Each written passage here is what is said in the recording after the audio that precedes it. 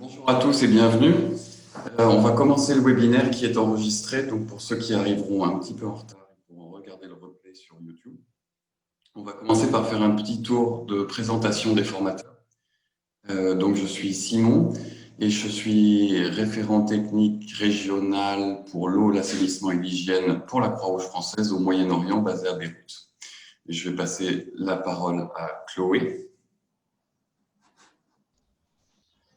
Bonjour à tous, donc Chloé, bénévole WASH à la Croix-Rouge française basée à Nouméa. Je passe la parole à Jean-Michel. Je suis Jean-Michel Delatière, volontaire WASH à Nouméa, à la Croix-Rouge de Nouméa. Je passe la main à Pascal. Salut tout le monde, Pascal. Bienvenue à tous. Moi aussi, volontaire depuis 2008, été formé avec Jean-Mi il y a longtemps dans le groupe WASH. Donc, bienvenue à tous. Du coup, c'est trop tard pour aller faire pipi, mais respirer par le ventre, c'est une première pour nous tous et ça va être super, ça va bien aller. Tout à l'heure.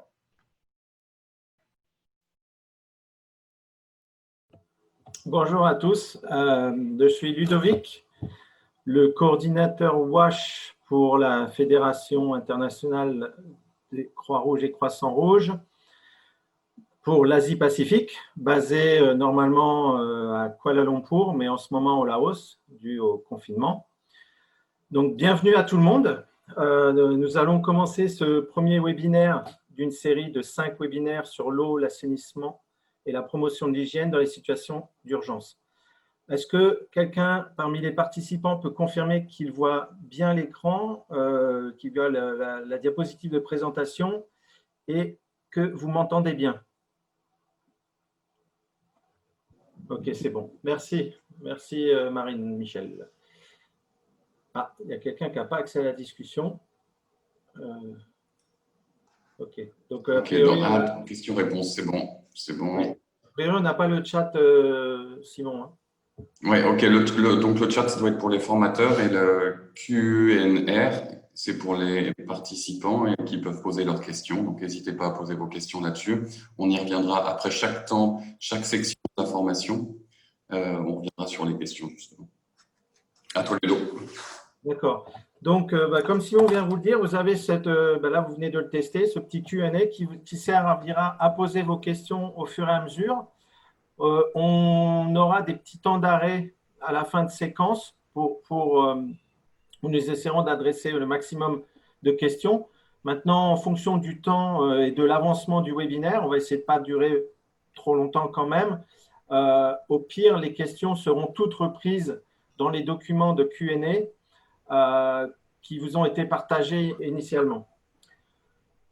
Ok, donc aujourd'hui, cette première présentation, c'est une introduction et une vue d'ensemble du sujet. Et dans les mois suivants, nous irons plus en détail sur chacune des différentes parties d'une réponse à l'urgence en WASH.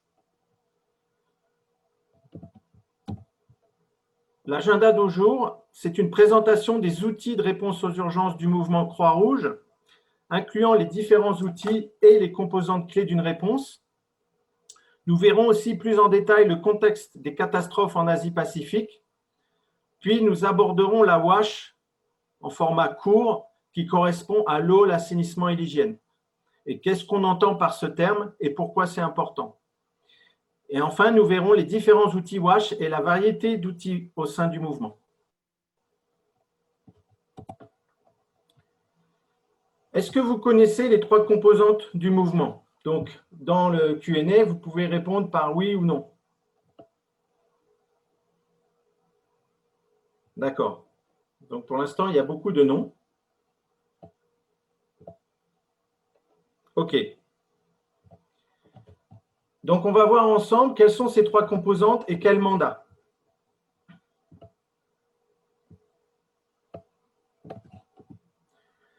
La première composante, c'est le CICR. Le CICR, c'est une organisation impartiale, neutre et indépendante. CICR qui veut dire Comité international de la Croix-Rouge, a la mission exclusivement humanitaire de protéger la vie et la dignité des victimes de la guerre et des violences internes au pays et de leur porter assistance. Le CICR dirige et coordonne les activités internationales de secours du mouvement dans les situations de conflit. Il s'efforce également de prévenir la souffrance par la promotion et le renforcement du droit et des principes humanitaires universels. La deuxième composante du mouvement est la FICR, donc la Fédération internationale des sociétés de la Croix-Rouge et du Croissant-Rouge. Donc ça, c'est une organisation humanitaire internationale. Elle a été fondée à Paris le 5 mai 1919, donc ça fait 101 ans, au lendemain de la Première Guerre mondiale. Ceci afin de promouvoir la coopération entre les différentes organisations humanitaires. C'est la plus importante organisation humanitaire mondiale. Elle s'occupe de la promotion des valeurs humanitaires, de l'organisation des secours en cas de catastrophe, de la préparation aux catastrophes, de l'aide médicale communautaire et du développement des capacités locales. Enfin, le troisième, ce sont les sociétés nationales de la Croix-Rouge et du Croissant-Rouge qui mettent en application les buts et les principes du mouvement international. Combien aujourd'hui y a-t-il de sociétés nationales dans le monde? Donc, petite question, pas évident à répondre. On est presque autant que la FIFA. Il y en a 193 qui sont actuellement reconnues. Ces sociétés nationales assument le rôle d'auxiliaire des pouvoirs publics pour tout ce qui concerne l'humanitaire et ils conduisent des activités dans des domaines tels que les secours en cas de catastrophe, les services de santé et l'assistance sociale, mais aussi bien d'autres choses que vous pouvez avoir dans votre pays ou en Nouvelle-Calédonie pour le coup.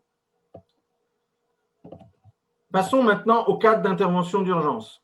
Selon le cadre d'intervention d'urgence, il y a 3 niveaux de catastrophe définis au sein du mouvement. Le niveau jaune, orange et rouge. Et cette catégorie, en fait, est déterminée par l'ampleur des besoins et par la réponse requise à cette catastrophe. Au sein de ce cadre d'intervention d'urgence, la catégorisation est le moyen d'identifier objectivement l'ampleur et la complexité d'une catastrophe ou d'une crise et de mobiliser un niveau approprié et une structure de réaction convenue au préalable en cas de cette catastrophe. Ceci se fait de manière reconnue et acceptée par tous les niveaux du secrétariat de la Fédération. Le cadre d'intervention d'urgence établit les critères permettant de déterminer chaque catégorie de sinistre sur des bases objectives et des facteurs de réponse, informations qui étayent l'escalade des interventions. La classification des couleurs n'est qu'un facteur et le niveau d'engagement des différentes composantes de la Fédération est également pris en compte.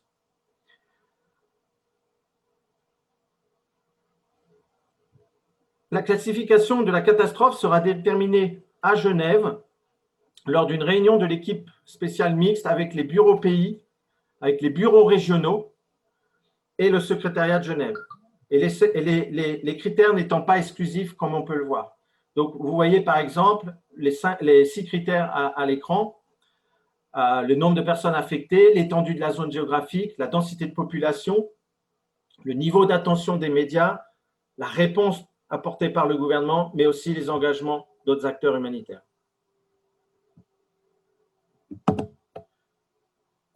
Donc, en règle générale, quand on regarde ce tableau, pour les catastrophes jaunes et oranges, les déploiements régionaux prévalent.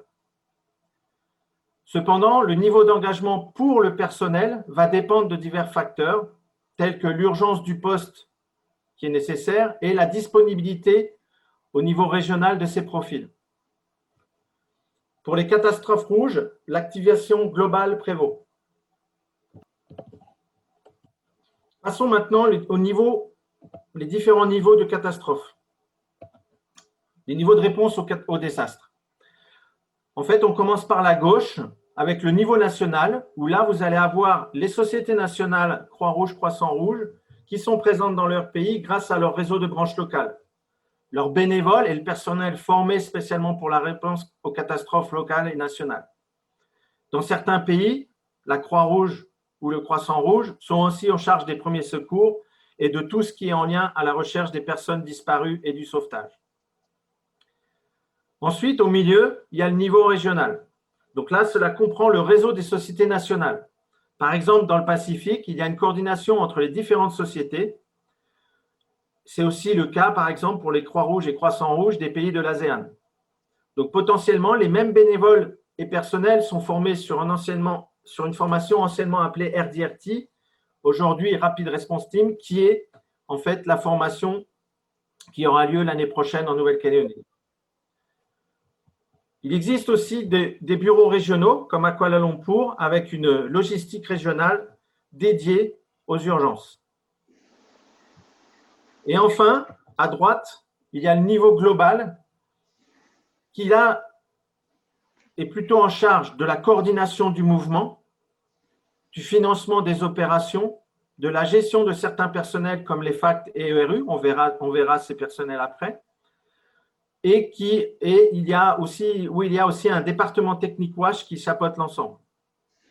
Maintenant, ce qu'on essaye de garder en tête, je le dis en anglais parce qu'on aime bien le répéter en anglais, c'est as local as possible, as global as necessary. Donc, ça veut dire qu'on cherchera toujours à répondre de manière locale le plus possible et global si nécessaire.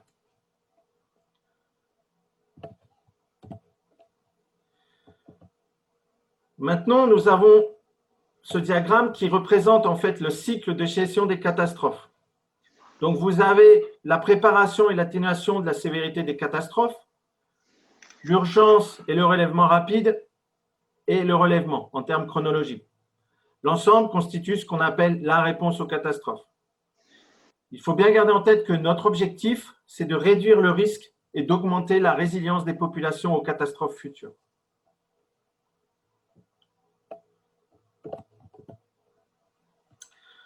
La préparation aux catastrophes des sociétés nationales suit différents documents de référence tels que ceux cités dans la diapositive. Donc, c'est beaucoup de documents. Vu que je vous ai expliqué qu'on est une organisation assez grande avec 193 pays, donc c'est important d'avoir des règles qui expliquent le mode de fonctionnement pour que ce ne soit pas un peu le bazar. Donc, on va avoir les principes et règles régissant l'assistance humanitaire de la Croix-Rouge et du Croissant-Rouge. Cela va décrire l'ensemble des règles qui régissent les relations entre les sociétés nationales et la Fédération internationale. Vous allez avoir les mécanismes de préparation et de réponse aux catastrophes nationales. Il y a aussi des outils qui permettent d'évaluer les capacités des sociétés nationales. Le premier, c'est le Well Prepared National Society, donc pour savoir si les sociétés nationales sont bien préparées à la réponse à l'urgence. Ensuite, on a un outil qui s'appelle le PER, PER, Preparedness for Effective Response, qui est la préparation pour une intervention efficace. Ensuite, il y a tout ce qui concerne le personnel, donc du personnel formé et prêt à intervenir, donc des National Disaster Response Team ou Regional Disaster Response Team, donc des personnes au sein de leur pays qui peuvent intervenir à la fois dans leur pays mais aussi en région, ou des personnes qui sont formées au niveau des branches.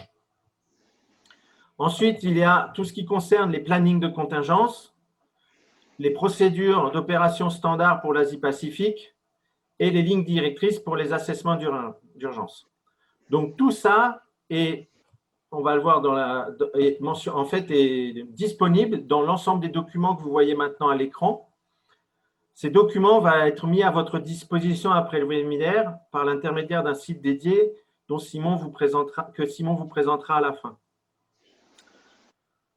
Donc, on va faire juste une petite pause maintenant pour voir par rapport aux différentes questions qui ont pu être posées. Donc, oui, alors la bonne question, on fait comment dans le Pacifique vu les populations réduites sur les archipels? Donc, c'est une très bonne question et c'est là où, en fait, les critères donc, de la diapositive jaune, orange, rouge ne sont pas exclusifs. C'est-à-dire, effectivement, on va être un niveau rouge, par exemple, au cyclone Pam qui a eu lieu il y a quelques années, non pas par le nombre de personnes affectées, mais plus par la sévérité, la problématique, l'isolement des îles, etc., etc. Donc, en fait, c'est pour ça qu'il y a cette réunion avec des discussions et il y a une validation autour des différents critères, mais ils ne sont pas exclusifs. Voilà. Je passe la main à, je pense, Simon pour la suite. Merci Ludovic. Alors, avec mon écran. Alors, quelles sont les 4 composantes clés d'une réponse humanitaire? On peut identifier d'abord les ressources humaines qui sont soit locales, soit internationales et qui peuvent être salariées ou bénévoles. On identifie du matériel et des équipements, l'argent pour financer ces opérations avec différentes modalités. Donc, il peut y avoir des modalités internes au mouvement Croissant Rouge, DREF et Emergency Appeal, que vous verrez tout à l'heure, ou externes au mouvement. Ça peut être une levée de fonds privés, des gouvernements, des entreprises, des donateurs internationaux. Et des méthodes et mécanismes tels que des procédures opérationnelles standards, dont on a parlé précédemment et dont vous aurez les liens pour consulter ces documents à la fin. Lors d'une opération d'urgence de grande ampleur, le chef des opérations d'urgence s'appelle l'IOPS, donc ça veut dire Head of Operation. Et c'est le principal outil de la fédération pour assurer un leadership et une coordination opérationnelle de haut niveau, par exemple en Haïti ou récemment au Mozambique. Donc, grosse catastrophe, on déploie un IOPS. Lors du déploiement, les IOPS prennent la direction de la gestion de l'opération d'appel d'urgence, Emergency Appeal, de la fédération et aident la société nationale à réussir la planification et la mise en œuvre de la réponse appropriée. Les principales responsabilités des IOPS sont liées à la définition de la stratégie, des priorités, à la gestion de l'opération globale, à la coordination externe, la coordination au sein du mouvement, à la gestion de la sécurité et la transition vers le relèvement. Pour l'appuyer, on a des FACT. Donc FACT, Field Assessment and Coordination Team en anglais. En français, ça serait les équipes de coordination de l'évaluation sur le terrain. C'est un élément essentiel des outils mondiaux d'intervention d'urgence de la Fédération. Ils sont composés de gestionnaires expérimentés des catastrophes de la Croix-Rouge et du Croissant-Rouge qui aident les sociétés nationales et les bureaux locaux de la Fédération à réagir efficacement aux catastrophes. Les membres de l'équipe FACT ont une expertise technique dans des domaines comme les secours, la logistique, la santé, la nutrition, la santé publique, l'épidémiologie, le soutien psychologique, l'eau, l'assainissement et l'hygiène, WASH, ce qu'on va faire tout ensemble, les finances et l'administration, et aussi des compétences dans les langues parlées. Troisième élément de ressources humaines sont les ERU, équipes de réponse aux urgences humanitaires. ERU en français, en anglais c'est aussi ERU, Emergency Response Unit. Donc c'est un ensemble standardisé de personnel formé et de modules d'équipement qui sont prêts à être déployés dans un délai assez court. Les unités sont entièrement autonomes pendant 1 mois et peuvent être déployées jusqu'à 4 mois. Quand est-ce qu'on utilise les ERU? Les ERU font partie d'un système mondial d'intervention en cas de catastrophe. Ils sont donc utilisés dans les grandes opérations d'urgence lorsque l'assistance mondiale est nécessaire et que là où les délégations de la Fédération et de la Société nationale touchée ne peuvent pas intervenir seules. C'était ce qu'on avait vu avec les 3 couleurs du tableau précédent présenté par Ludovic. Il y a plusieurs types d'ERU. Donc, il y a un ERU pour la logistique, un ERU pour l'informatique et les télécommunications, des ERU pour l'eau, l'assainissement et l'hygiène. Donc, on a quelque chose qui s'appelle module 15, module 40, module Mass Sanitation 20, que vous présentera Jean-Michel à la fin. On a un ERU qui s'appelle Relief en anglais, qui correspond principalement à de la distribution, et un ERU Basecamp, qui est capable de construire une petite ville ou un petit bureau avec des logements pour justement héberger ces équipes ERU autonomes. Un autre échelon, on a les RDRT, Regional Disaster Response Team. Donc, ce sont des équipes régionales d'intervention lors de catastrophes. Et c'est un appui régional d'appui aux interventions entièrement composé de membres de sociétés nationales de la Croix-Rouge et du Croissant-Rouge. Le but du RDRT est de pouvoir activement le renforcement des capacités régionales en matière de gestion des catastrophes. Une RDRT est composée de volontaires ou de membres de personnel de la société nationale et pour apporter une assistance aux sociétés nationales sœurs des pays voisins. Ils sont constitués d'un noyau de personnes possédant une expérience sectorielle, santé, logistique ou assainissement, ou plus généraliste.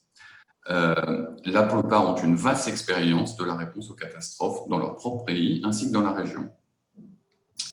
Comment est-ce que ça fonctionne aujourd'hui? Le programme de formation est normalisé. Il est conçu de manière à ce que les équipes régionales soient à la fois capables de soutenir les équipes nationales d'intervention en catastrophe et de travailler aux côtés des équipes internationales si nécessaire. La formation est organisée par les délégations régionales de la Fédération internationale qui tient une base de données des membres formés ou alors elle peut être déléguée à une société nationale. Et c'est le cas de ce qui se passe en ce moment avec la Croix-Rouge française, puisque le modèle de formation à laquelle vous participez est un modèle de formation RDRT et organisé conjointement entre la Fédération et la Croix-Rouge française.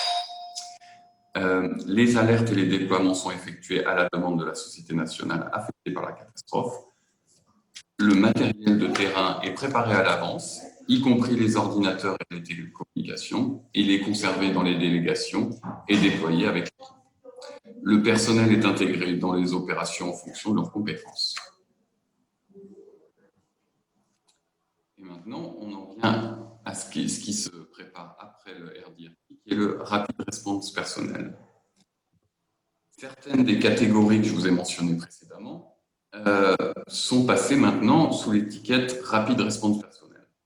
L'idée est de combiner les équipes régionales et mondiales pour éviter d'avoir une séparation ou ce qui était considéré par le passé une sorte de hiérarchisation entre les différents niveaux. Donc ça veut dire que les FACT et les RDRT sont fusionnés sous la terminologie Rapid Response Personnel. Les formations sont standardisées. On sait déjà que les modules techniques sont souvent identiques entre les formations existantes. L'idée est de continuer le déploiement selon la catégorisation des catastrophes vues précédemment et aussi d'inclure l'utilisation des compétences pour sélectionner les intervenants. Et donc, pour rassembler les compétences qu'ont chacun, la Fédération a développé un cadre de compétences de base qui est applicable à tout personnel d'intervention rapide et qui doit être utilisé comme outil pour une approche objective et transparente du recrutement, de la sélection, de la gestion des performances et de la formation et du développement. Il y a 20 compétences dans ce cadre de base et celles-ci peuvent être regroupées en 4 grandes catégories. Les compétences de la Croix-Rouge et du Croissant-Rouge, comme la connaissance du mouvement, ses principes et ses valeurs. Les compétences opérationnelles, comme la coordination, l'évaluation des besoins, la gestion de projet, la sécurité. Les compétences transversales, tout ce qui est engagement avec la communauté, protection, genre, inclusion. Et les compétences comportementales, travail en équipe, gestion de conflits, communication interpersonnelle, intégrité.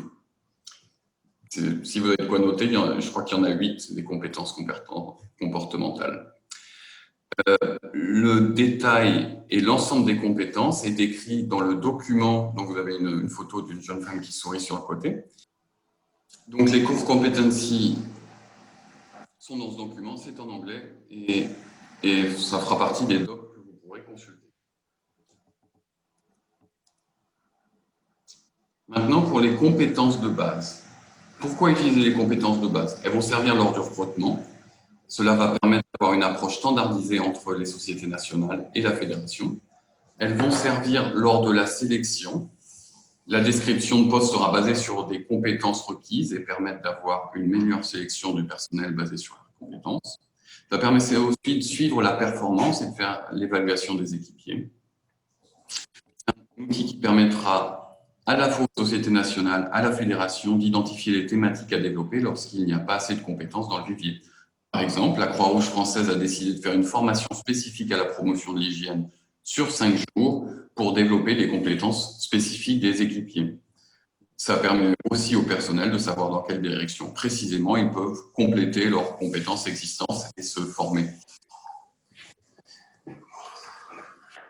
Les compétences techniques. À ce jour, les compétences techniques sont au nombre de 21. Ça inclut l'ensemble des thématiques que nous allons voir pendant ces webinaires, comme l'alimentation en eau, le traitement de l'eau à domicile, la construction des latrines, la promotion de l'hygiène, mais aussi des compétences très spécifiques, comme la gestion des boues fécales ou encore la gestion de l'hygiène menstruelle. Il y a 3 niveaux de compétences techniques, le niveau 1, le niveau 2 et le niveau 3. Le niveau 1 correspond à avoir une connaissance de base de la thématique. Le niveau 2 correspond à être capable de mettre en œuvre la thématique. Et le niveau 3 correspond à la capacité de définir des stratégies ou des approches ou de faire des évaluations sur la thématique. Vous trouverez le document complet avec les 21 compétences techniques et les différents niveaux dans les documents mis à votre disposition à la fin du webinaire. Alors, comment est-ce qu'on déploie du personnel Surge? Donc, le personnel Surge, ce sont tous ces mécanismes et ces outils pour la réponse aux catastrophes humanitaires. Le mécanisme Surge fait partie d'un système de réponse plus large. Il est responsable, adapté à son objectif, capable de déployer les bonnes personnes et les bons services au bon endroit, au bon moment, aussi local que possible, comme disait Ludovic, aussi global que nécessaire. Le personnel, donc c'est-à-dire les salariés et les volontaires, ont un accès égal à, je rejoins le réseau Surge. Les membres du réseau Surge ont un accès égal au déploiement basé sur leurs compétences et de leur disponibilité. Il existe des opportunités équitables de progression au sein du mécanisme de Surge basé sur le mérite. Les rôles, responsabilités et procédures sont clairs, transparents, connus et respectés. Le mécanisme Surge contribue au renforcement des capacités et soutient les initiatives existantes de préparation aux catastrophes. Les parties prenantes s'engagent à travailler ensemble vers l'excellence opérationnelle, là où elles ne sont pas atteintes. Le mécanisme Surge surveillera la qualité, apprendra et optimisera. Maintenant, comment est-ce qu'on choisit ce personnel Surge de réponse aux urgences? Il y a 20 critères standardisés.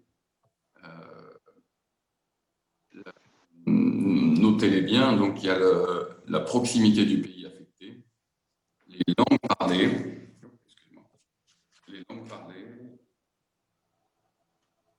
les compétences de base, les compétences techniques, la disponibilité immédiate et le calendrier, l'équilibre homme-femme de l'équipe. Le système est aujourd'hui en train de se mettre en place progressivement. L'ensemble va être géré à partir d'un site en ligne qui aura toutes les informations vous concernant. Une fois la formation terminée, les personnes validées recevront une invitation pour rentrer leur profil. Les aspects techniques sont validés par le coordinateur régional WASH de la FICR, Ludovic.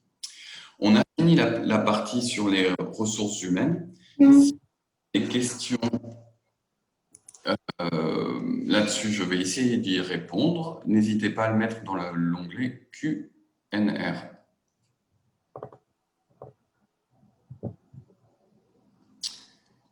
Qui valide les critères? Alors, c'est fait de manière collégiale. Ce sont des groupes de travail lidés par la Fédération internationale auxquels participent les sociétés nationales qui participent au développement des équipes de réponse d'urgence. Donc, la Croix-Rouge française participe au groupe de travail pour déterminer quels sont ces mécanismes, ces critères. Pour rappel, chacune des équipes nationales ou régionales est une entité décisionnelle propre, même si la Croix-Rouge nationale intègre la fédération, c'est bien ça.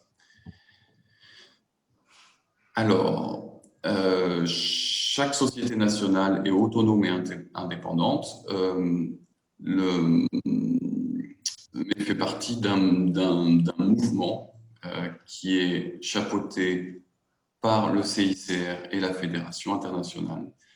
Avant la formation, tout le monde fera une formation en ligne qui s'appelle WORK, World of Red Cross and Red Crescent, où les interactions au sein du mouvement seront détaillées.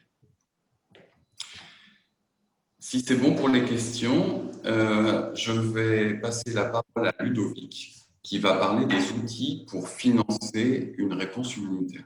À toi, Ludovic. Merci. Donc maintenant, on va passer aux outils de financement. Donc en gros, on a deux outils différents qui vont être fonction de la taille de l'urgence. On va commencer par le premier, le DREF, Disaster Relief Emergency Fund. Ce financement, en fait, a été créé en 1985 pour apporter un soutien financier immédiat aux sociétés nationales, leur permettant de remplir leur rôle unique de premier intervenant après une catastrophe. Donc, c'est un fonds qui existe au niveau de Genève et qui est abondé tous les ans. Le fonds actuellement est autour de 35 millions de francs suisses pour l'année et il est financé par des sociétés nationales, donc des sociétés nationales comme par exemple la Croix-Rouge suédoise, etc. Aussi par des fonds institutionnels, donc des donneurs publics comme l'Union européenne, et aussi par des fonds privés. Le DREF a deux objectifs principaux. C'est le financement des réponses des sociétés nationales aux catastrophes de petite et moyenne échelle, celles que nous avons vues avant en jaune et orange, et aux urgences sanitaires pour lesquelles aucun appel international ne sera lancé ou lorsque le soutien d'autres acteurs n'est pas prévu. L'argent, dans ce cas-là, n'est pas rendu, donc c'est donné aux sociétés nationales, sauf si les fonds n'ont pas été complètement consommés. L'autre utilisation, c'est de financer le démarrage de la société nationale et de la fédération pour répondre aux catastrophes de grande ampleur. Donc là, on va être plus dans un mécanisme de prêt, donc c'est un peu comme une avance avant de développer l'appel d'urgence. Et dans ce cas-là, le DREF sera remboursé une fois l'appel financé. Donc à l'écran, vous avez les personnes ciblées année par année qui ont bénéficié des DREF. Alors ça, c'est pour la zone Asie-Pacifique. Le nombre d'opérations. Et au jour d'aujourd'hui, donc ce tableau a été produit, je pense, en août ou septembre. Au jour d'aujourd'hui, on a déjà dépassé le nombre de l'année dernière. Et les montants, pour 2019, par exemple, les sociétés nationales de la région Asie-Pacifique ont bénéficié pour un total de plus de 7,6 millions de CHF. Donc cet argent, il est disponible immédiatement et spécifiquement pour les sociétés nationales. Le deuxième outil, c'est l'appel d'urgence. Donc ça, c'est pour les opérations plus longues ou à plus grande échelle. C'est en principe demandé par la société nationale et à la différence des ONG, la catastrophe n'a pas besoin de faire suite à une demande d'aide internationale par le gouvernement du pays. C'était par exemple le cas en Indonésie avec le tremblement de terre à Lombok, qui pour l'Indonésie était une catastrophe régionale, mais au sens région d'un pays, et où la réponse devait être mise en œuvre par des organisations locales et non pas par des organisations internationales, à l'inverse de ce qui avait par exemple été fait après le tsunami en 2004. C'est généralement basé sur une évaluation complète de la société nationale et de la fédération, et cela comprend un ensemble de documents tels que le plan d'action d'urgence, le calendrier proposé, les bénéficiaires attendus et le budget.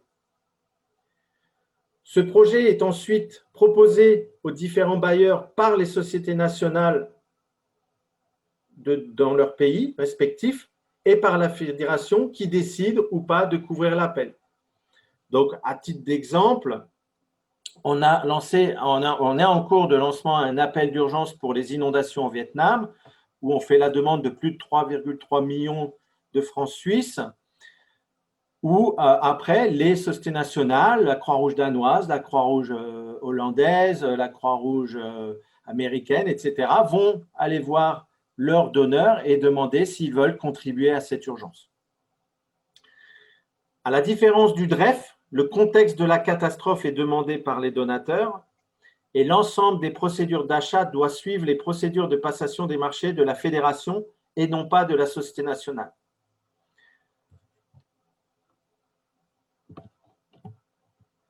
L'appel d'urgence s'appuie sur un document qui est vraiment très important, que vous aurez en annexe et que je vous conseille de regarder une fois le webinaire terminé, pour un peu mieux comprendre la structure détaillée du document.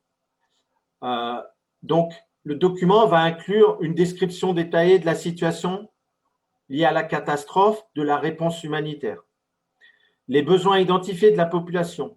Ce qui est important de noter, c'est qu'on n'inclut pas uniquement les besoins pour lesquels la société nationale peut ou va répondre. On va s'occuper de tous les besoins liés à la catastrophe. On va étudier les gaps en matière de réponse, ce que le gouvernement ne peut pas faire, la situation des plus vulnérables ou des populations à risque et ce que propose de faire la société nationale. Et ensuite, il y aura un plan narratif et un budget accompagnant les activités. Donc, je vous ai mis un petit package dans les documents qui vous sont remis où vous aurez un plan d'action, mais ce qui est aussi intéressant, vous verrez les documents qui font suite au plan d'action, qui sont les operational updates, on peut appeler ça des rapports intermédiaires d'activité, et le rapport final de l'intervention comme exemple. Alors, désolé, c'est un exemple qui est en anglais, puisque c'est un des pays de la zone. Tous ces documents, en fait, sont standardisés. Donc, ils auront tous la même structure, que vous soyez au Vanuatu, que vous soyez au Bangladesh ou en Afrique ou en Amérique latine. Maintenant, passons aux outils informatiques, aux outils d'information. Le premier, c'est la plateforme Go. Donc, le lien est à l'écran. C'est une plateforme qui répertorie les informations sur les besoins en urgence et les réponses apportées.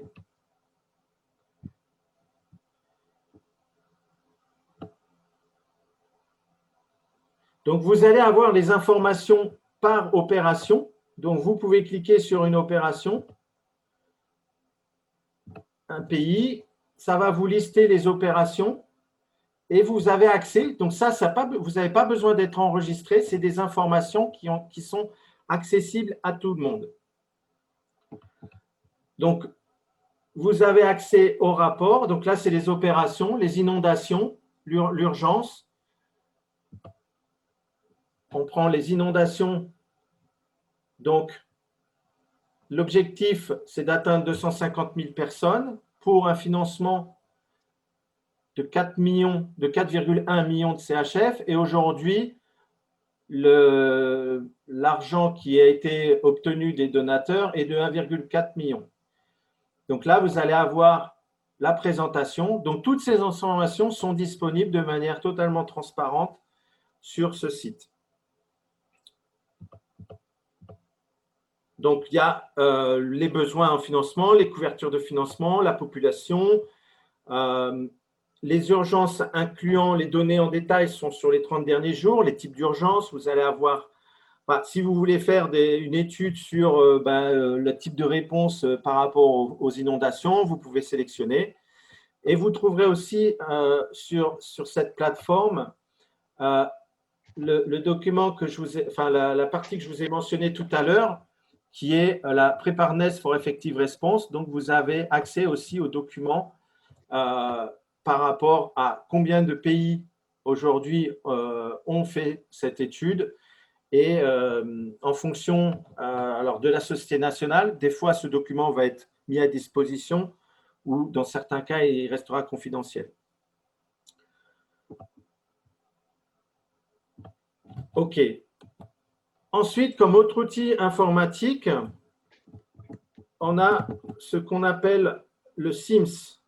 Donc, SIMS, c'est le projet SIMS, c'est Surge Information Management Support. En fait, c'est un réseau de spécialistes formés qui développent, coordonnent et mettent en œuvre des systèmes de gestion de l'information pour les opérations mondiales de réponse aux catastrophes. Donc, en gros, qui vont faire de la cartographie, de l'information. Cela comprend du personnel, mais aussi des bénévoles des sociétés nationales et de la Fédération internationale qui aident les opérations à tirer parti de la puissance des outils de cartographie, de gestion de données et de visualisation pour soutenir la prise de décision et améliorer les rapports. Donc, on voit très bien que souvent, on va faire des enquêtes, on va se retrouver avec des tableaux Excel dans tous les sens. Donc, faire une carte permet tout de suite de visualiser où sont les besoins et de mieux valoriser ce qu'on va faire. Donc, lorsqu'une catastrophe se produit, le SIMS est activé par le biais du réseau de bureau d'intervention d'urgence de gestion des crises de catastrophes de la Fédération. Il fournit un soutien à distance ou sur le terrain en fonction de l'ampleur, de la complexité et de l'impact de la catastrophe. En plus du soutien opérationnel direct, SIMS sert aussi de réseau pour la coordination de la gestion de l'information et le renforcement des capacités, contribuant à améliorer les normes, les outils et l'expertise de gestion de l'information dans toutes les opérations de réponse. Maintenant, passons un petit peu à ce qui nous intéresse, c'est le contexte de l'Asie-Pacifique. Donc concrètement, l'Asie-Pacifique, c'est la région du monde la plus touchée par les catastrophes naturelles. Ces catastrophes frappent plus particulièrement les pays et les communautés les plus pauvres. Selon les données du dernier rapport de l'ESCAP, sorti en 2019, il y a eu près de la moitié des catastrophes naturelles qui ont lieu en Asie et dans le Pacifique. Le graphique représente en haut les types de catastrophes et leurs fréquences. Le total des personnes affectées en Asie-Pacifique est de un peu plus de 2 millions de personnes, avec les deux principaux types de catastrophes qui sont les tremblements de terre pour 46% et les cyclones et tempêtes pour 37%. C'est intéressant de comparer avec le diagramme du bas qui représente le reste du monde avec près de 1,4 million de personnes affectées. Mais on ne retrouve pas les mêmes typologies de désastres où, pour le reste du monde, cela correspond à 50% pour les sécheresses et 29% pour les tremblements de terre. Le rapport mentionné avant montre aussi que les risques liés au climat, tout ce qui est sécheresse, température extrême, inondations, tempêtes, sont en plus forte augmentation que les risques liés à la sismicité, tels que les tremblements de terre, les glissements de terrain et les tsunamis. Donc ça, c'est un point aussi important à noter. La diapositive maintenant présente, en lien avec ce contexte, les différents, donc je vous ai mentionné tout à l'heure, les appels d'urgence et les DREF, donc c'est le nombre d'opérations qu'il y a eu dans la région entre 2008 et 2017. Donc, on voit qu'au cours des 10 années mentionnées, on a environ une moyenne de 17 opérations par an et touchant plus de 1,2 million de personnes chaque année.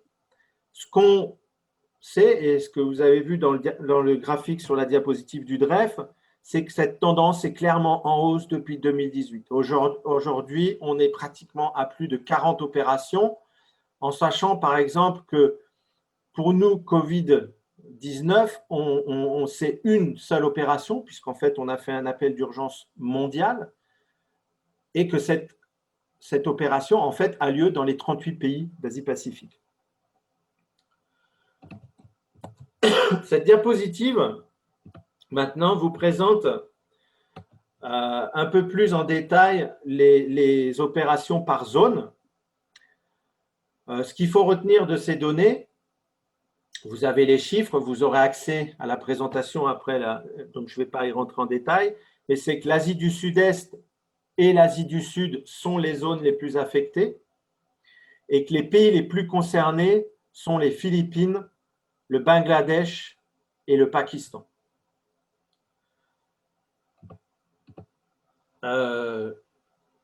Donc, voilà pour les outils financiers et les types de désastres. Je regarde si j'ai accès. OK, alors. OK, un plan narratif, en fait, c'est le texte explicatif des activités qui vont être mises en œuvre lors de l'opération d'urgence. Alors, ce sont des demandes d'aide entre mouvements CR ou vers des financiers extérieurs. Donc, en fait, le DREF, alors, le DREF, lui, il est, en fait, c'est un financement annuel où les partenaires, que ce soit les personnes du mouvement Croix-Rouge ou les financeurs externes, mettent de l'argent dans un pot, dans une tirelire, on va dire. Donc, ils savent qu'ils donnent pour le DREF, mais ils ne savent pas si le DREF va être utilisé pour le Vanuatu, pour les Fidji ou pour l'Afrique, ou pour un pays d'Afrique. Donc, ils donnent sur le principe du DREF. Donc, ça, c'est quand même quelque chose de fort, puisque ça démontre une confiance, en fait, des donateurs sur les outils financiers de la Croix-Rouge. Pour l'appel d'urgence, où là, en fait, il y a un plan, donc ça peut être aussi donc, une contribution directe des sociétés nationales, mais souvent, en fait, les sociétés nationales, les acteurs du mouvement Croix-Rouge, par exemple, la Croix-Rouge suédoise, va avoir de l'argent directement de SIDA, qui est l'agence de développement, enfin, l'agence suédoise, enfin, le gouvernement suédois, pour participer à la réponse d'urgence. Donc, ils vont donner, en fait, ça transitera par la Croix-Rouge suédoise, mais ça abondera le pot pour l'appel d'urgence. Dans certains cas, il peut y avoir des relations directes avec la fédération. Donc, ça, c'est par exemple dans le cas entre ECHO, qui a des accords avec la fédération, mais dans la plupart des cas, le financement d'un pays passera par la société nationale du pays. Il n'y aura pas de relation directe entre la fédération et SIDA, ni de relation directe entre SIDA et, par exemple, la Croix-Rouge du Fidji. Voilà. Donc, je pense que maintenant, je passe la main à Chloé. Super. Donc, on va rentrer maintenant dans le sujet WASH et on va se demander pourquoi la WASH est-elle si importante dans ce que nous faisons lorsqu'on intervient en situation de catastrophe et qu'est-ce qu'on veut atteindre. Donc, on a deux objectifs principaux. Le premier, donc, c'est obtenir les meilleurs résultats en matière de santé en raison de la relation entre l'approvisionnement en eau, l'assainissement, l'hygiène et les maladies. Donc là, c'est vraiment la définition des initiales WASH, en fait, Water, Sanitation and Hygiene. Le deuxième objectif, c'est restaurer la dignité. Et nous voulons aider les personnes touchées par la crise à être en mesure de prendre soin de leurs besoins de base en matière d'accès à l'eau, d'utiliser les toilettes, de pouvoir prendre soin de leur hygiène personnelle. Et nous voulons qu'elles soient capables de le faire en toute sécurité, sans crainte d'exploitation ou d'abus. Il faut également qu'on puisse s'assurer que la dignité est préservée en considérant l'accès aux services pour tous, c'est-à-dire équitablement, les personnes handicapées, les femmes, les hommes, les garçons, les filles, toute partie marginalisée des populations, telles que les minorités religieuses ou ethniques. Et ces considérations, dans la manière dont nous fournissons les services WASH après une catastrophe, elles sont tout aussi importantes que les services eux-mêmes. Donc, c'est important de les avoir bien présents à l'esprit. Voilà, avant d'aller plus loin, on va également clarifier ici ce que nous entendons lorsque nous parlons de WASH ou d'intervention WASH lors d'une réponse à une catastrophe. Donc, les interventions, elles couvrent 6 types d'activités. et ces activités peuvent changer au cours des différentes phases d'une réponse, depuis la phase d'urgence aiguë, où là, il y a une assistance vitale immédiate qui est fournie, jusqu'au relèvement, où cette fois, des activités plus durables peuvent éventuellement se connecter à un développement à plus long terme. Donc, pour les 6 types d'activités, en 1, on a l'alimentation en eau. Donc, l'eau, ça signifie non seulement l'eau pour boire, mais aussi l'eau pour l'hygiène personnelle, le nettoyage, la cuisine. Et cela peut impliquer le traitement de l'eau à grande échelle ou alors le traitement de l'eau au niveau des ménages.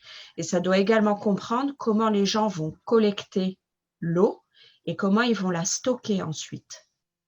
Donc, ça implique par exemple que des activités liées à l'approvisionnement en eau, que les activités effectivement puissent amener l'approvisionnement en eau et inclut aussi la distribution des jerrycans. Ensuite, en deuxième, on a l'assainissement qui, lui, est divisé en 2 catégories. À la fois l'élimination des excréments, donc généralement, c'est la fourniture de toilettes, y compris éventuellement la vidange et le traitement des boues de vidange. Et il y a aussi la gestion des déchets solides qui, là, concerne davantage la collecte et l'élimination des ordures. En troisième, on a la promotion à l'hygiène qui consiste en réalité à mobiliser les gens pour qu'ils prennent les mesures pour protéger leur santé en utilisant à bon escient les installations et les services d'eau, d'assainissement et d'hygiène qui auront été mis en place. Puis, on a la lutte antivectorielle. Donc, elle est spécifique au contexte et elle consiste à aider les gens à se protéger contre les agents porteurs de maladies. Ça peut être par exemple les moustiques qui sont responsables du paludisme, de la dengue, du chikungunya ou du Zika, ou bien encore les rats et les souris qui, elles, peuvent transmettre des maladies comme la leptospirose, la salmonellose. Voilà, et enfin, le 5e sujet, c'est le drainage. Donc, il peut être nécessaire d'avoir recours au drainage lorsqu'il existe des risques pour la santé liés à l'eau stagnante contaminée. Donc, cette eau stagnante, c'est contaminée soit par des toilettes ou par des égouts qui fuient, ou lorsque les personnes, elles se trouvent dans des zones où il n'y a pas de bons canaux d'évacuation des eaux pluviales. Voilà, donc chacun de ces 5 domaines d'intervention sera couvert plus en détail dans les webinaires qui vont arriver. Aujourd'hui, l'idée, c'est vraiment d'avoir une vision assez globale de la WASH. Et les points qui ne sont pas abordés aujourd'hui ou dans les webinaires qui arrivent, ils seront vus lors de la formation sur le terrain qui aura lieu en mai 2021.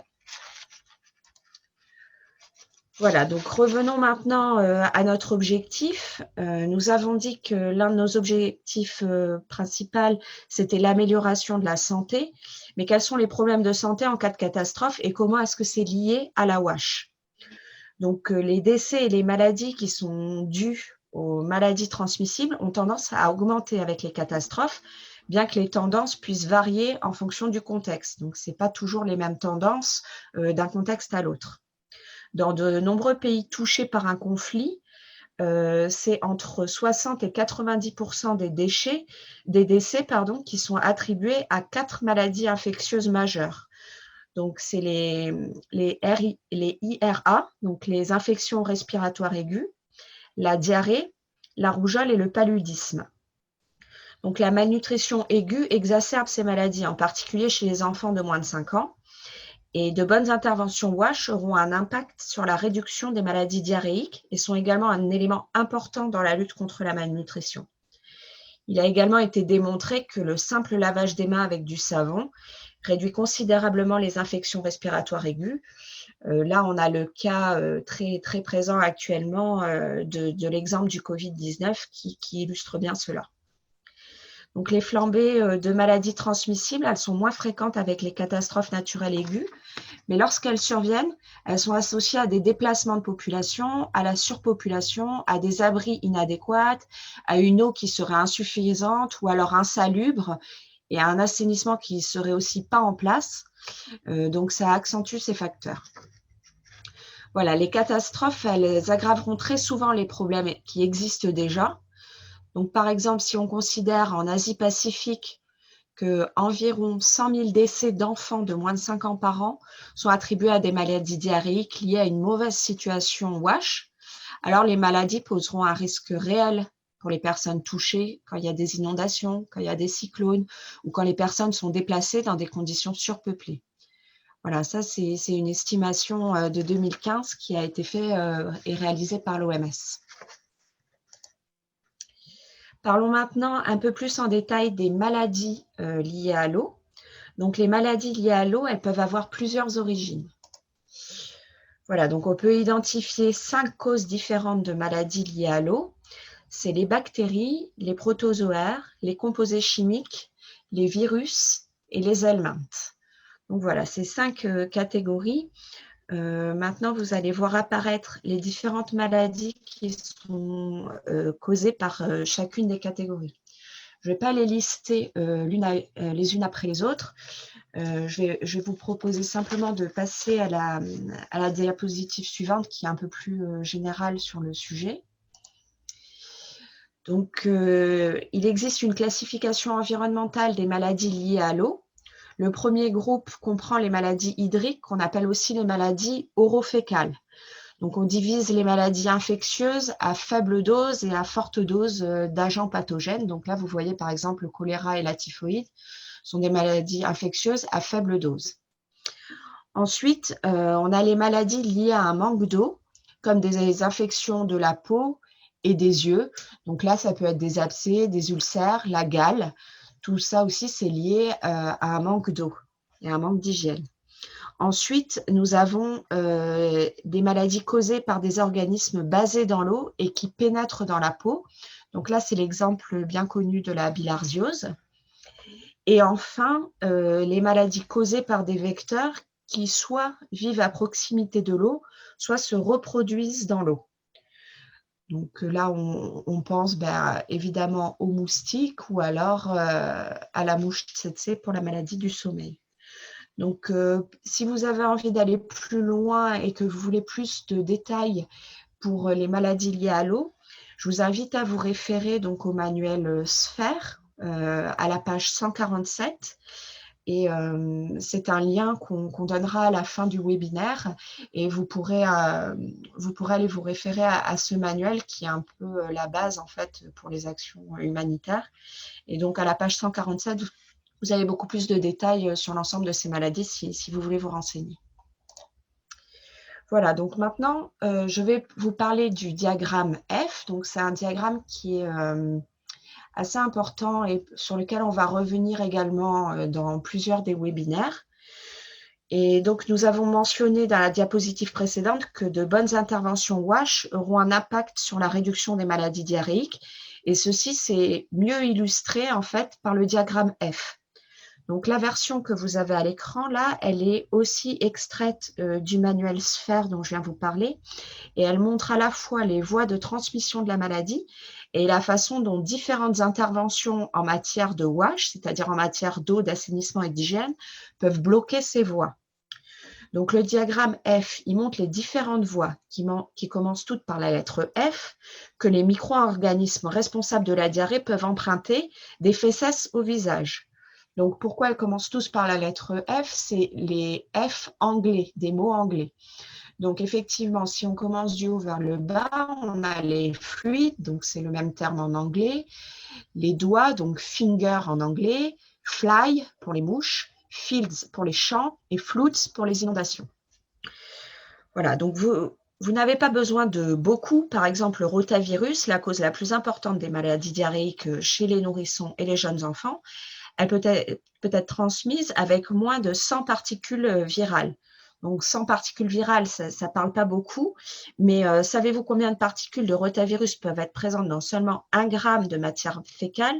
C'est 10 trillions. Je vous donne la réponse. Donc, c'est 10 trillions, ça veut dire 10 milliards de milliards, en fait. Donc, c'est énorme.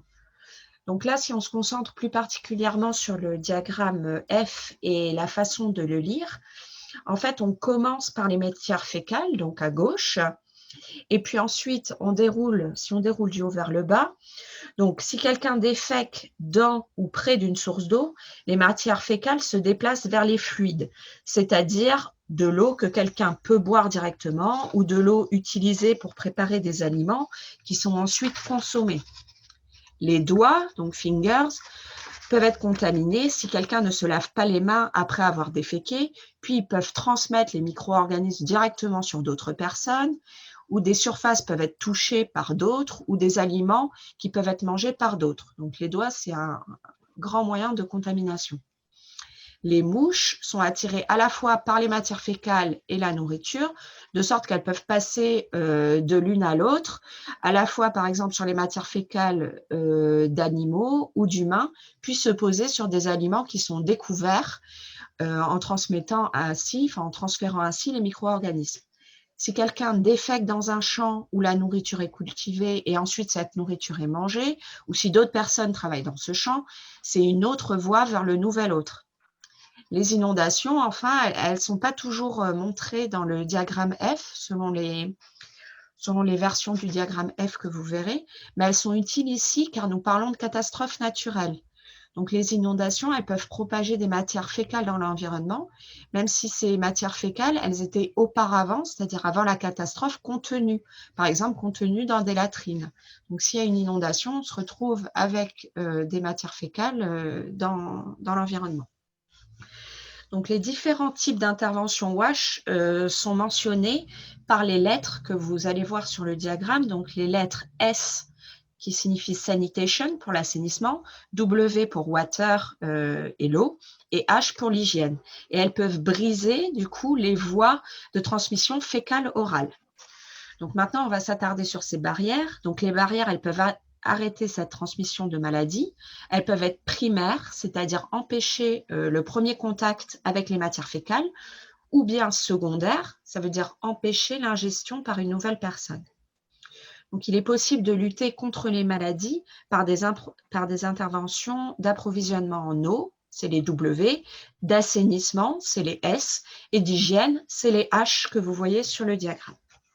Donc, si nous pouvons empêcher les excréments de l'environnement en premier lieu en aidant les gens à utiliser des toilettes bien construites qui sont reliées aux égouts, qui sont ensuite vidées en toute sécurité, nous pouvons empêcher les excréments de contaminer les sources d'eau et les champs.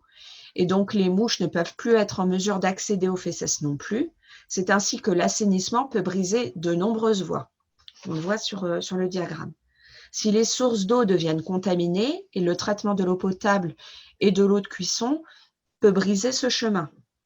Se laver les mains, donc on en a déjà parlé tout à l'heure, si on se lave les mains avec du savon après la défécation, c'est le seul moyen de briser le chemin où vous pourriez utiliser vos doigts pour infecter d'autres personnes.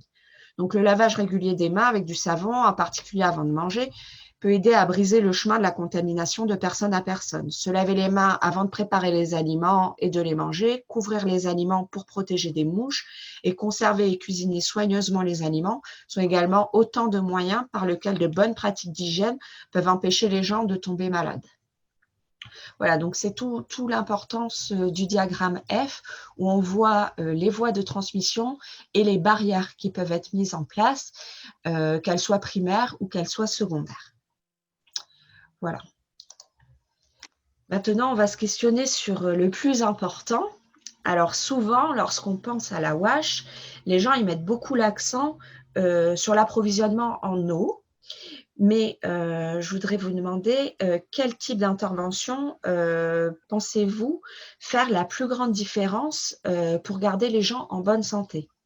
Est-ce que c'est l'accès à l'eau potable? Est-ce que c'est l'accès à un assainissement sûr? Ou est-ce que c'est l'accès à la promotion de l'hygiène qui aide les gens à adopter de bons comportements, comme toujours se laver les mains avec du savon au moment clé, comme on vient d'en parler? Donc, qu'est-ce que vous en pensez? Et si vous pouvez donner vos réponses dans la chat box ou dans les Q&R pour qu'on voit un peu ce qui se passe.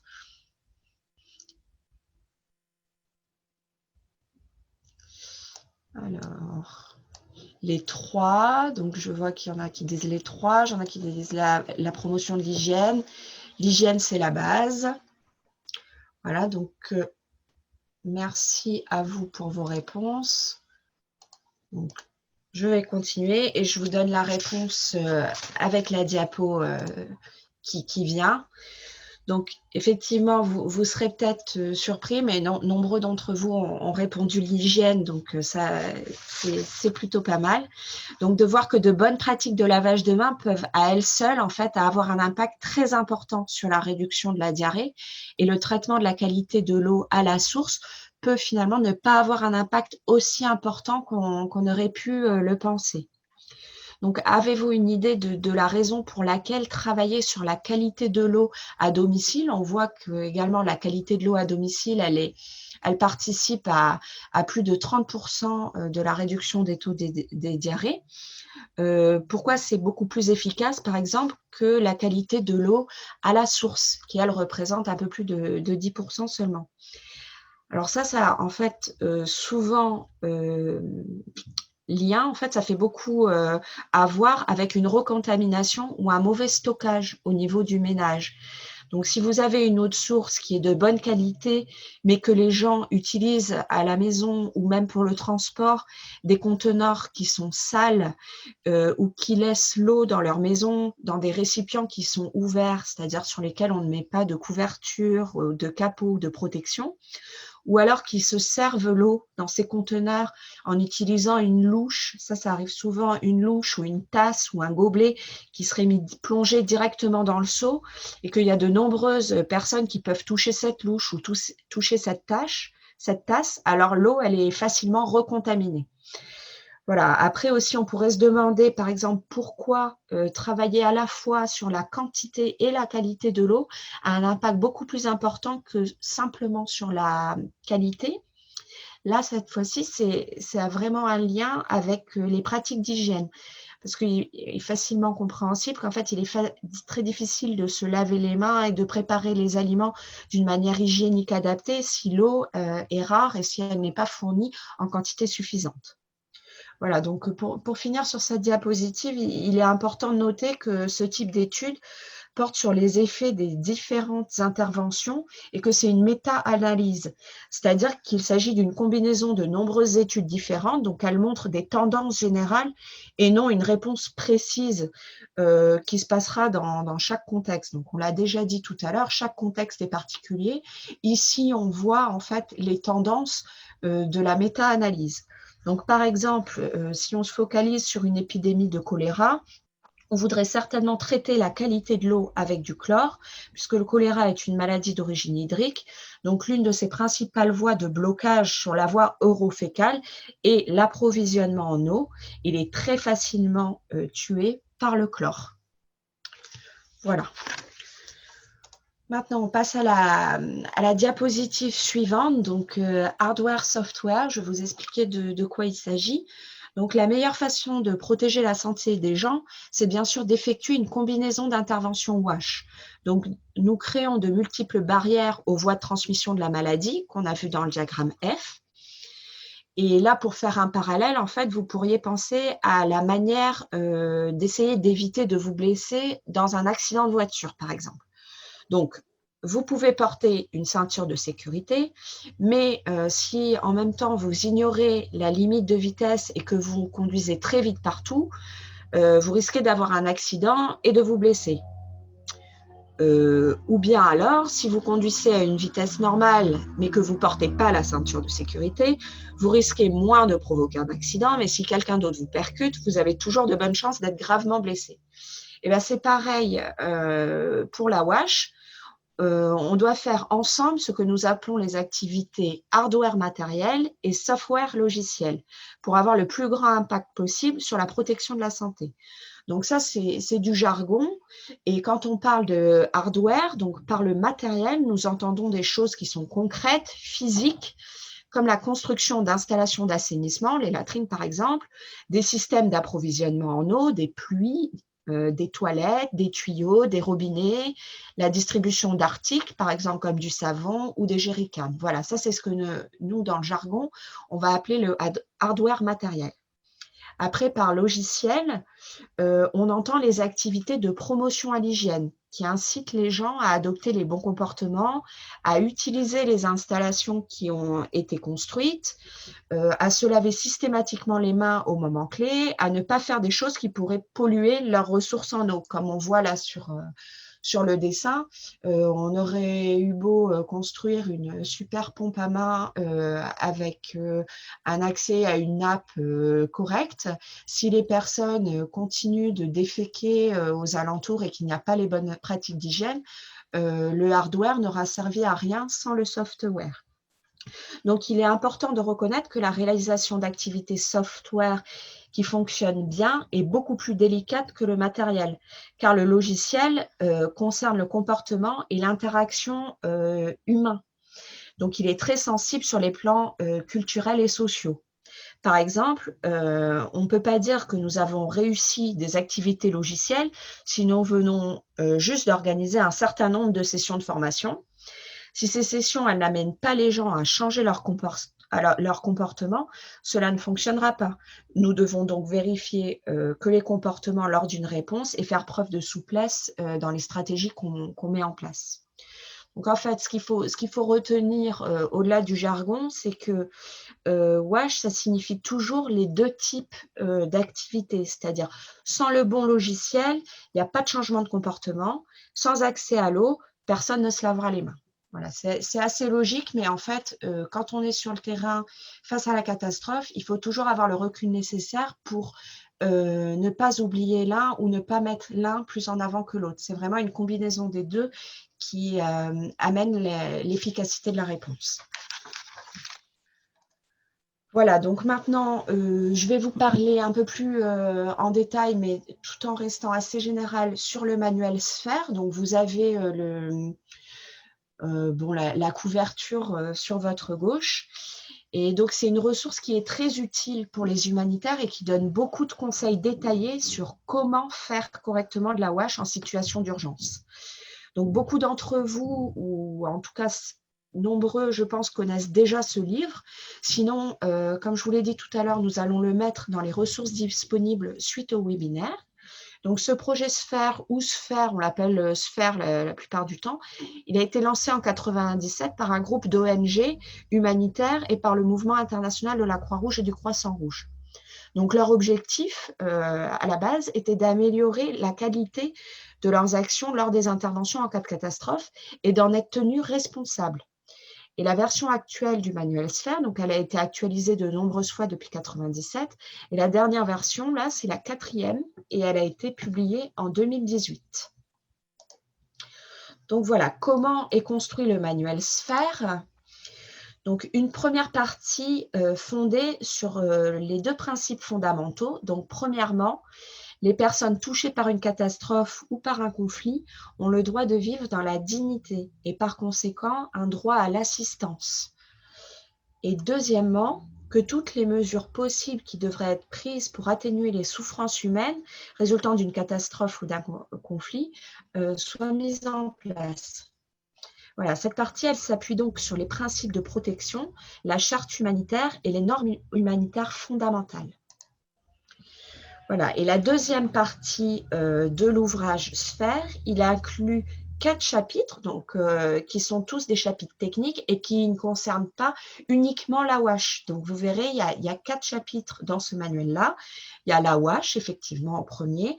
Puis, il y a également la sécurité alimentaire et la nutrition, l'abri et l'habitat et la santé. Donc voilà, c'est ces chapitres techniques auxquels vous pouvez avoir accès dans le manuel Sphère qui sont très bien classés et qui sont tous organisés de la même façon avec les standards et tout ce qu'on vient de discuter. Voilà, donc chaque chapitre est organisé de la même manière dans le manuel. Donc une première partie sur le standard en lui-même qui explique en détail le domaine d'intervention et l'objectif à atteindre, puis les actions clés qui sont les actions concrètes à mettre en œuvre. Après, on a les indicateurs clés qui permettent de mesurer les actions et qui donnent aussi des minima à atteindre. Et enfin, on a les notes d'orientation qui sont des informations supplémentaires pour le développement des activités. Donc, le chapitre WASH plus particulièrement, lui, il contient 6 parties différentes et donc qui sont les suivantes. Donc, comme vous pouvez le voir s'afficher à l'écran, les 6 parties sont la promotion à l'hygiène, dont on a parlé, l'approvisionnement en eau, la gestion des excréments, la lutte antivectorielle, la gestion des déchets solides et WASH dans les épidémies et structures de soins. Donc, nous verrons plus en détail chacun de ces standards dans les prochains webinaires. Donc, je peux comprendre que ça amène des questions, mais n'ayez pas non plus trop d'inquiétude par rapport à ça. Je vous invite déjà à aller feuilleter le manuel Sphère en ligne et puis également, on réabordera chacun de ces items dans les prochains webinaires. Voilà, donc moi, j'en ai fini pour ma partie. Donc, je vais prendre les questions, mais il n'y a rien qui s'affiche. Donc, ça veut dire qu'elles ont toutes été répondues. Et je vais laisser maintenant, si c'est OK pour tout le monde, la parole à Jean-Michel pour la suite des activités. Merci Chloé. Alors, je vais partager mon écran. Donc, moi, pour ma part, on va attaquer les outils à disposition à la Croix-Rouge pour intervenir. Et donc, on va passer en revue les kits spécifiques de la réponse WASH pour le mouvement Croix-Rouge. Alors, les kits WASH standards et les ERU sont regroupés comme indiqué sur cette diapo en fonction de la population cible et de l'objectif. L'idée d'un équipement prépositionné dans le pays qui pourrait être facilement déployé pour des urgences à plus ou petite échelle. Comme vu précédemment, les ERU sont des modules d'équipement normalisés destinés à répondre aux urgences plus importantes où une assistance internationale est demandée et appartiennent à des sociétés nationales particulières prêtes à être déployées selon les besoins. Les kits et les URE sont nommés en fonction du nombre de bénéficiaires qu'ils sont destinés à servir. C'est-à-dire qu'un kit 2 est pour 2000 personnes, un kit 5 pour 5000 et ainsi de suite. Les kits sont basés sur l'approvisionnement en eau selon les normes Sphère minimales, c'est-à-dire il faut avoir un objectif de fournir 15 litres par personne et par jour. Et ils comprennent également du matériel pour commencer les activités de promotion de l'assainissement et de l'hygiène. Les modules ERU 15 et les modules 40 sont des modules d'alimentation en eau, 15 000, 40 000. Le MS20 est l'abréviation de Mass Sanitation Module et est conçu pour servir 20 000 personnes avec du matériel d'assainissement et les outils de promotion qui vont avec. Donc là, sur ces photos, vous voyez les composants des kits. Dans un kit de 2, en résumé, pour fournir le traitement de l'eau au niveau des ménages jusqu'à 2000 bénéficiaires ou 400 familles, sans traitement central ni capacité de stockage. Ce kit fournit des installations d'assainissement très basiques pour une petite population et est conçu pour répondre aux besoins de populations dispersées au niveau des ménages et lorsque le nombre de bénéficiaires est limité. C'est là où on va retrouver par exemple des solutions pour le traitement de l'eau à domicile. Le kit 5 il a été conçu pour le traitement et la distribution d'eau pour les petites populations. Ce kit il peut traiter jusqu'à 75 000 litres d'eau par jour pour une population de 5 000 personnes maxi. Ce kit nécessite la disponibilité d'un approvisionnement local en surface ou souterraine. Une capacité d'assainissement limitée pour une première intervention est fournie dans ce kit, ainsi qu'une certaine capacité pour le transport de l'eau par camion. Donc là, on va parler plus particulièrement du module 15. Alors, le module 15, c'est un module d'assainissement qui peut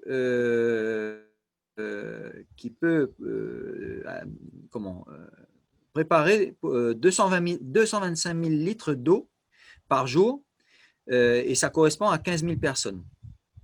Les Croix-Rouges qui la possèdent, c'est la Croix-Rouge autrichienne, allemande, la française, l'espagnole. Ce module-là, il fournit de l'eau aux normes Sphère, bien sûr, pour un total de 15 000 personnes, mais il peut desservir 3 à 5 localités qui sont très peuplées. par opposition aux communautés rurales dispersées. Donc là, c'est plutôt du regroupement. Et le module comprend des matériaux pour fournir de l'eau par des tuyaux en utilisant des camions locaux pour transporter de l'eau. Et le RU comprend également des équipements d'assainissement de base, mais pour seulement 5000 personnes. Le module 40, donc il est possédé par la Croix-Rouge autrichienne, française, allemande, base. Il fournit de l'eau donc, aux normes sphères, toujours, pour un total de 40 000 personnes. Et au maximum, j'espère que vous m'entendez bien, parce que je vois que ma connexion n'est pas très bonne, et deux localités densément peuplées. On t'entend très bien, Jean-Michel. Merci. Le module comprend des matériaux pour fournir de l'eau toujours, des tuyaux en utilisant des camions locaux pour transporter l'eau. Donc, en fait, dans ces kits, vous allez pouvoir trouver des bladeurs qu'on va pouvoir attacher dans des bennes et transformer des camions plateaux pour faire du transport de l'eau. Le RU comprend également des équipements d'assainissement de base, mais seulement pour 5000 personnes également. Alors, je vais vous parler du MSS 20, MSM 20. Donc, c'est un module d'assainissement de masse, Mass Sanitation Module 20.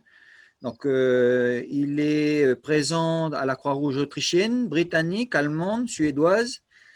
Ce module-là, il assure aussi la promotion à l'hygiène et l'assainissement jusqu'à 20 000 personnes. Et la zone couverte, elle peut être un peu plus grande que les autres modules, mais bon, voilà, c'est du gros. C'est du gros. Voilà, en fait, vous avez les photos de ce qu'on peut faire avec ce kit.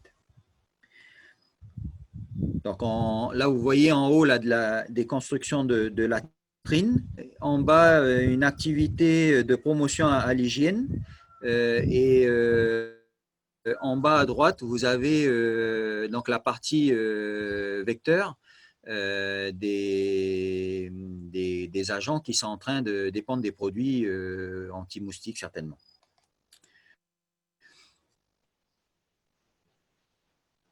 Alors, dans la MS20, vous avez des moules aussi pour faire des latrines. Donc, en fait, voilà, avec ce kit-là, on peut vraiment faire beaucoup de choses. Alors, il y a des nouveaux modules qui sont en développement pour répondre aux différents besoins. Donc, tout à l'heure, Chloé nous parlait du traitement de l'eau à domicile. Ça, c'est des choses que la Croix-Rouge est en train de travailler. La réhabilitation de l'alimentation en eau, comme par exemple fournir des outils pour réparer les ouvrages existants en catastrophe ou des réseaux gravitaires, des pompes à main, des captages d'eau. Donc, ça, c'est des choses qu'on peut aussi faire. Et la gestion des bouts de vidange. Alors, dans ces kits-là, il y a aussi des articles non alimentaires, non-food items. Vous allez parler de ces mots-là. Donc, ça nécessite une grande coordination entre les équipes d'urgence, logistique et WASH. Dans les urgences de moyenne et grande ampleur, les WASH ne sont pas responsables de la distribution. Ce sont les équipes d'urgence, relief ou logistique. Donc, la distribution des produits nécessite une évaluation des besoins et de préférence des bénéficiaires. Le matériel d'hygiène menstruelle est une exigence. La distribution intégrée aux activités de promotion et de l'hygiène et à la formation. Et il n'y a pas de distribution sans formation. Donc voilà, à chaque fois, ces distributions-là sont accompagnées d'une évaluation pour bien connaître les besoins, mais sont aussi accompagnées d'une formation. Non, je vais regarder si j'ai des questions. Tu as une question. Je suis désolé. Alors, je te lis la question si tu veux. C'est quoi exactement les bouts de vidange? Alors, les bouts de vidange, alors je vais pouvoir y répondre, les bouts de vidange, c'est ce qu'on va retrouver dans les latrines.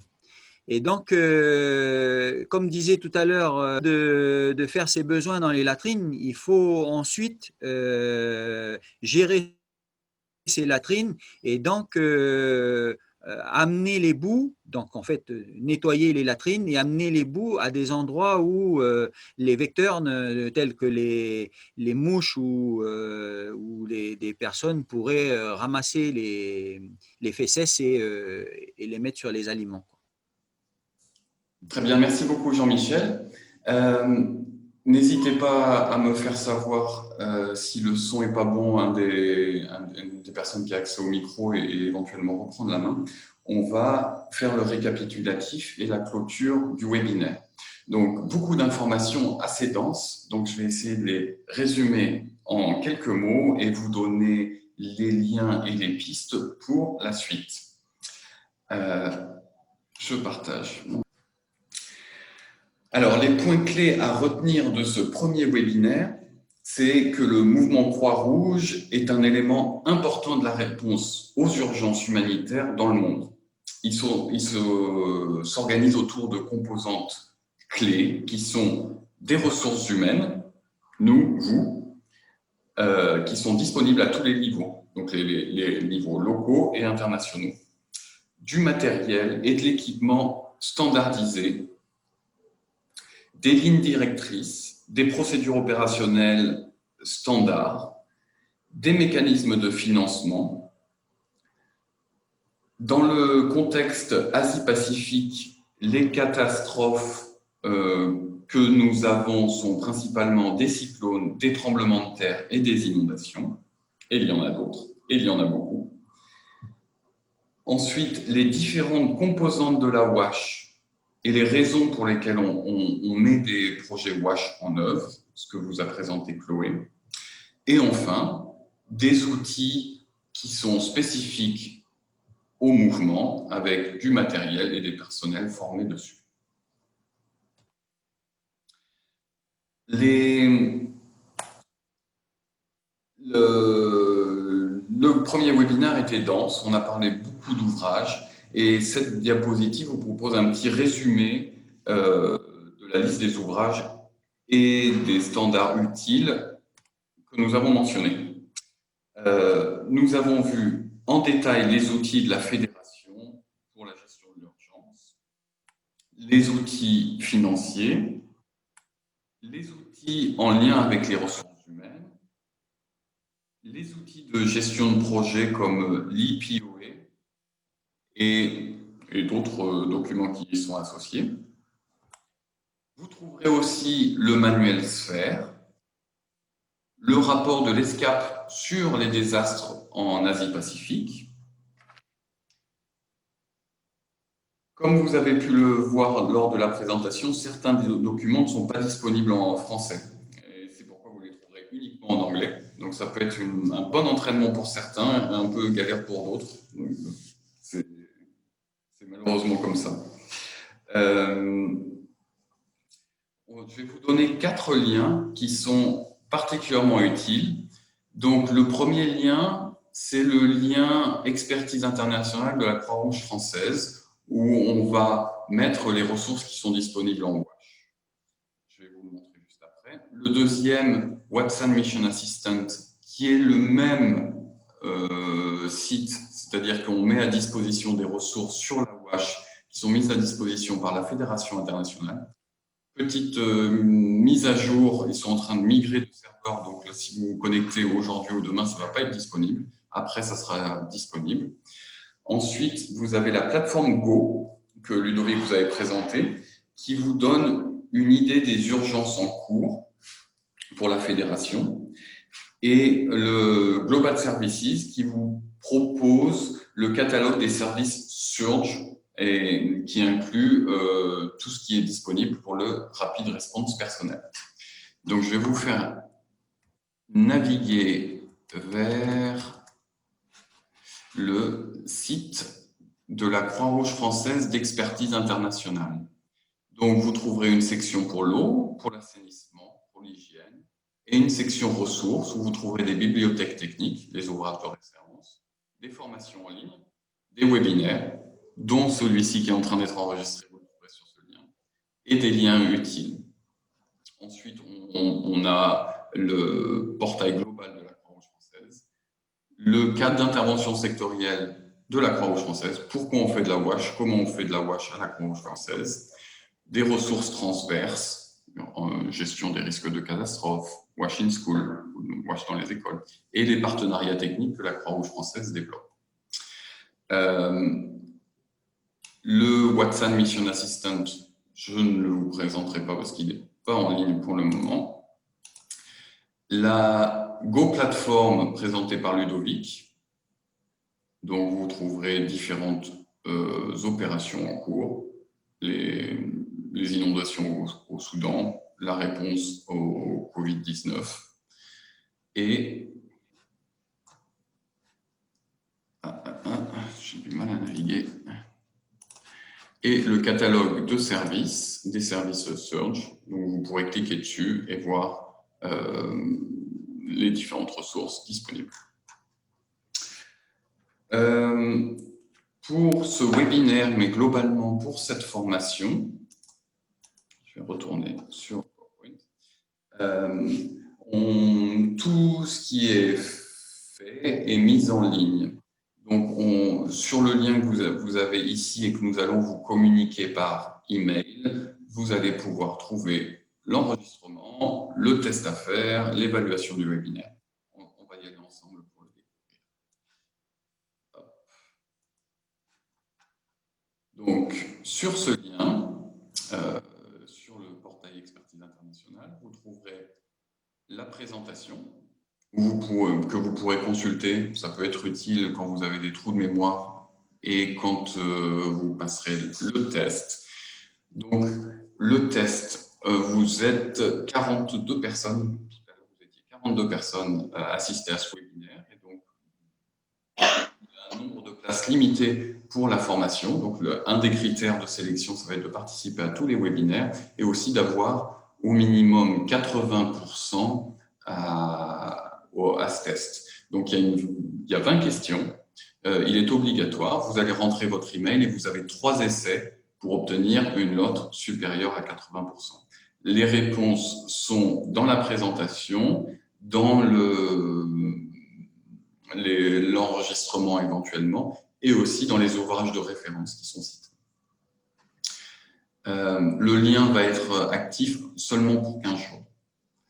Ensuite, une fois que vous aurez fait ce test, on est très intéressé d'avoir votre retour sur ce premier webinaire. C'est une première, comme l'a dit Pascal, pour tout le monde. Donc, vous allez pouvoir compléter de manière constructive comment ça s'est passé pour vous, les problèmes de connexion, les problèmes de clarté, les suggestions que vous voulez faire et globalement votre niveau de satisfaction. Ensuite, si une question vous vient, vous avez cette FAQ, foire aux questions, donc vous remplissez le formulaire ici, sur le webinaire, vous posez votre question. Et nous allons recevoir une alerte, les formateurs vont recevoir une alerte, et vont pouvoir mettre la réponse dans ce FAQ. D'ailleurs, les questions que vous avez posées lors du webinaire, on va y apporter les réponses ici aussi. Et maintenant, vous avez la liste des ouvrages dont on a parlé. Si vous cliquez sur ce petit lien ici, vous pouvez tout télécharger d'un coup, ça peut faire un peu gros, ou alors vous allez les voir au fur et à mesure, ils ne vont pas être désactivés.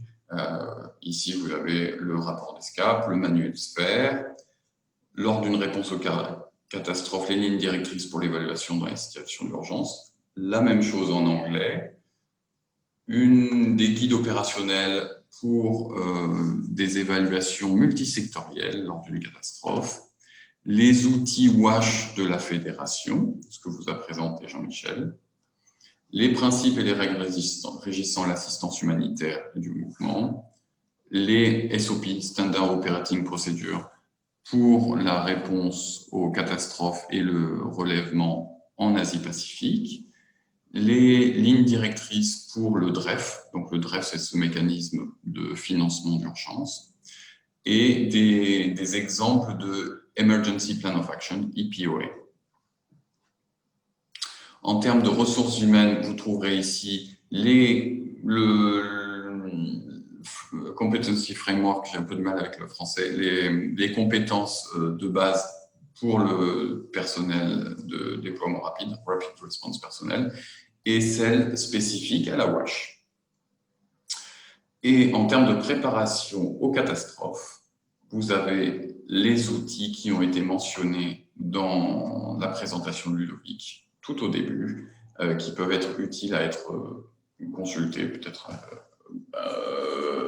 ça fait beaucoup d'informations, mais vous savez qu'ils sont là quand vous voulez savoir comment une société nationale peut et doit se préparer aux catastrophes humanitaires. OK. Donc, juste si vous pouvez confirmer que vous voyez bien à l'écran le site Watson Mission Assistant. OK, merci. Au revoir. Donc, en fait, donc là, celui-là, c'est le site de la fédération, donc qui se veut regrouper en fait toutes les ressources qui existent ou qui ont pu être développées par le mouvement Croix-Rouge. Donc, c'est organisé par différentes thématiques.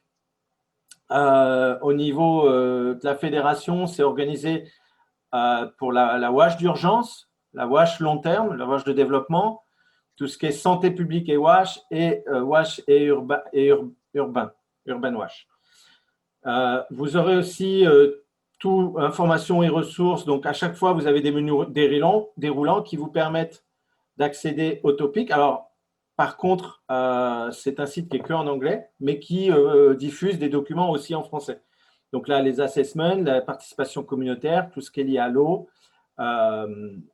donc les choses un peu plus transversales, tout ce qui est maintenant l'approche cash en lien avec la WASH, donc la distribution d'argent ou de vouchers, l'approche cluster, ça vous entendrez parler des clusters, des WASH clusters dans des pays pour les grosses urgences, tout ce qui est en lien avec le changement climatique, le genre et la WASH, la gestion des déchets solides. Et donc, ça vous donne accès à différentes ressources. Donc, par exemple, on va ouvrir la gestion des déchets solides. Donc là, vous avez accès à un document qui vient d'être publié récemment qui est un guideline, des lignes directrices. Donc, après, vous avez accès au document, vous pouvez télécharger le document. Donc ça, c'est si jamais pour d'autres, en dehors de l'urgence ou de vos intérêts, vous avez un intérêt sur des sujets thématiques spécifiques, vous pouvez avoir accès à ces différentes informations. Donc voilà en gros pour le site Watson Mission Assistant. Donc, comme ils sont en train de faire la migration, pour l'instant, le site ne répond pas à la même adresse, mais ils vont réactiver l'adresse dans 2-3 jours, donc il ne faudra pas compter avant 1 ou 2 semaines normalement. À toi, Simon.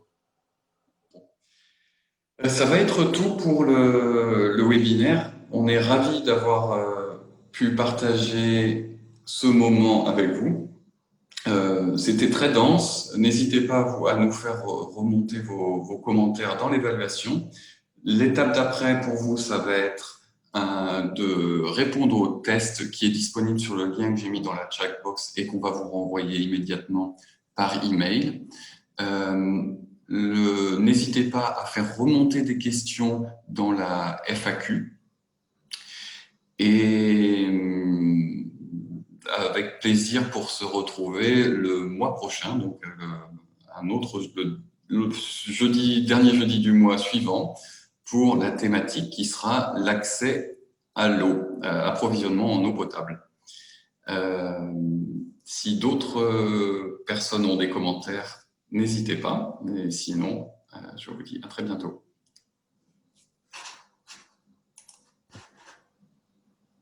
Merci à tout le monde. Avec la vidéo. Bye bye.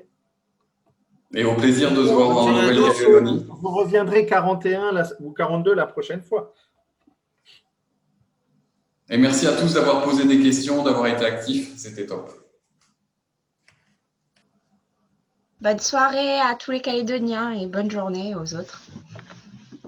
Bonne soirée.